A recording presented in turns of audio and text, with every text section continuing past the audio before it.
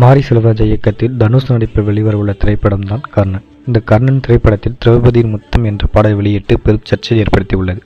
கருத்து உரிமை எல்லோருக்கும் உண்டு, அதை மறுக்கல. ஆனால் அந்த கருத்து உரிமை இந்து சமுதாயத்தில் உள்ள பெண் தெய்வங்களை சார்ந்து மட்டும்தான் இருக்குமா? ஏன் மற்ற சமுதாயத்தில் உள்ள பெண் தெய்வங்களை சார்ந்து இருக்காதா? இல்லை மற்ற சமுதாயத்தில் உள்ள பெண் தெய்வங்களை வைத்து தான் உங்களால் பாடல் வெளியிட முடியுமா? கருத்து உரிமை என்ற பெயரில் இந்து சமுதாயத்தில் உள்ள பெண் தெய்வங்களை மட்டுமே இழிவுபடுத்துகின்றன இந்த கூத்தாடிகள்.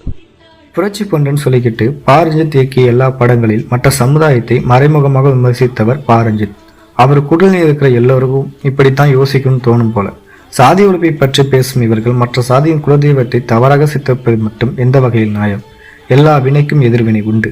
அவச்சொல் உதித்து காய்ந்த சருகு போல் உதிர்ந்து போனான் அந்த கர்ணன். அதே பெயர் தைத்து மீண்டும் அவச்சொல்லால் வீழ்ந்து போக பல கயவர்கள் கூட்டமாக கூடி ஓலமிட்டு அழிவை தேடி வருகின்றனர்.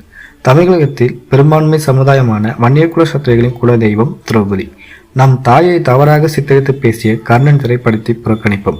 வன்னிய சமூகத்தை சார்ந்த திரையரங்கு உரிமையாளர்கள் மற்றும் விநியோகஸ்தர்கள் ஒத்துழைப்பு தந்து கர்ணன் படத்தை தங்கள் வட்டாரத்தில் திரையிடாமல் செய்ய வேண்டும்.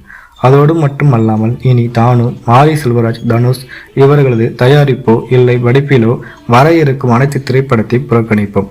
இந்த கர்ணன் திரைப்படம் நம் வாழ்வில் பிரச்சனை அல்ல, நம் மான பிரச்சனை என்பதை வன்னியர்கள் நினைவில் கொள்ள வேண்டும். புறக்கணிப்போம் கர்ணன் திரைப்படத்தை. வீடியோ பிடிச்சிருந்தா லைக் பண்ணுங்க, அப்படியே சப்ஸ்கிரைப் பண்ணுங்க, உங்க ஃப்ரெண்ட்ஸ்க்கு ஷேர் பண்ணுங்க. நீங்க போடுற ஒவ்வொரு லைக்கும் எனக்கு அடுத்த வீடியோ போட ரொம்ப மோட்டிவேஷனாக இருக்கும். நன்றி.